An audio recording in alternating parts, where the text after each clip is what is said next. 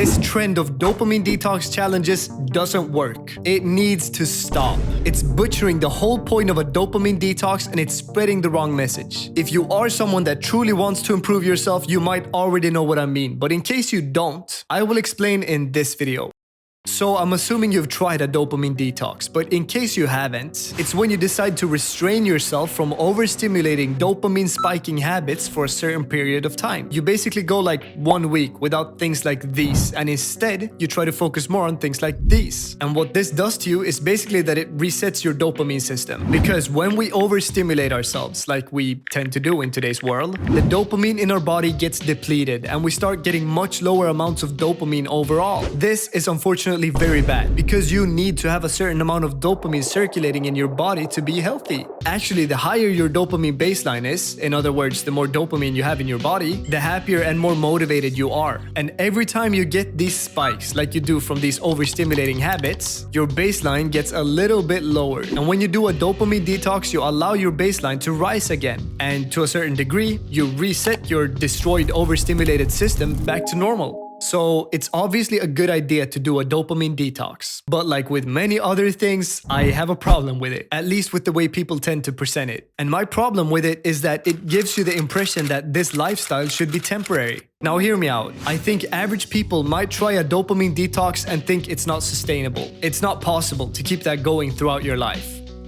But why not?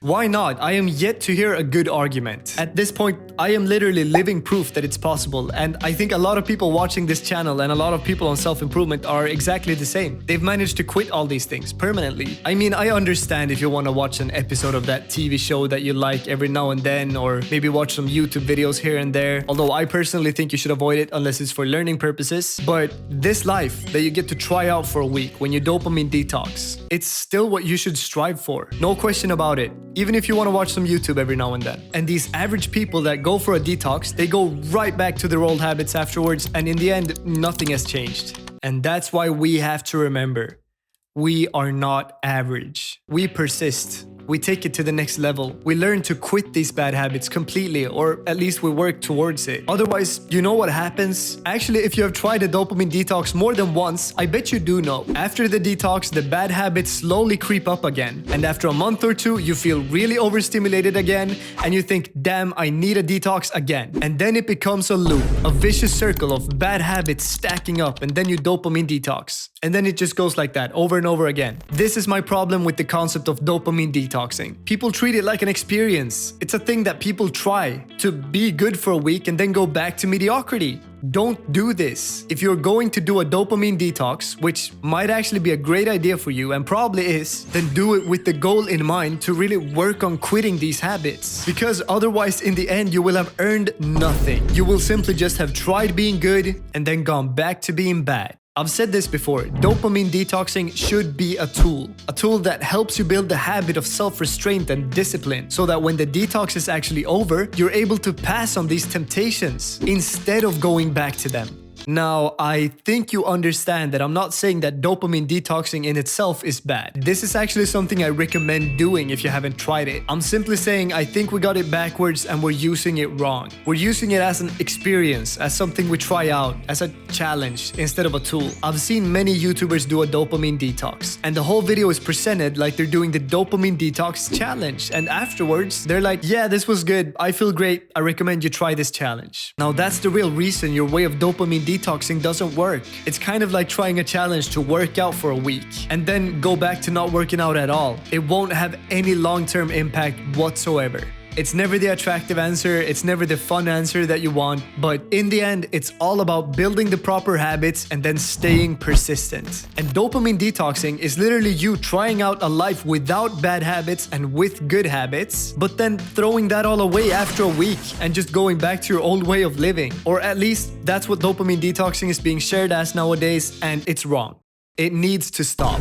I'm assuming it's because dopamine detoxing has become trendy and it has started getting some traction. And so naturally, like with everything, people want to jump on that hype train. But these aren't people that are really on self-improvement. So they want to do it without the real effort, without actually fixing their lives and putting in the work long term. It's just that doing that spreads the wrong message. You're telling people to be good for a week.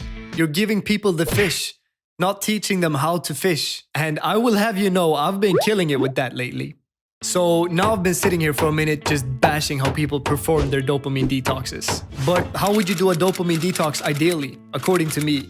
Well, you do the detox, but then when it's finished, you lay down rules and restraints for going back to your normal life. This can be that you look at the list of things that you weren't allowed to do during the dopamine detox, and then you either put some sort of limit on each one. For example, only allowed 3 hours of video games per week and 3 hours of Netflix per week, etc. Or you select a few things from the list, maybe 1 to 3 things, that you decide to quit completely. And when I say quit completely, I mean that you say goodbye to them for now, but it's not like you'll die if you try them again. Don't do it!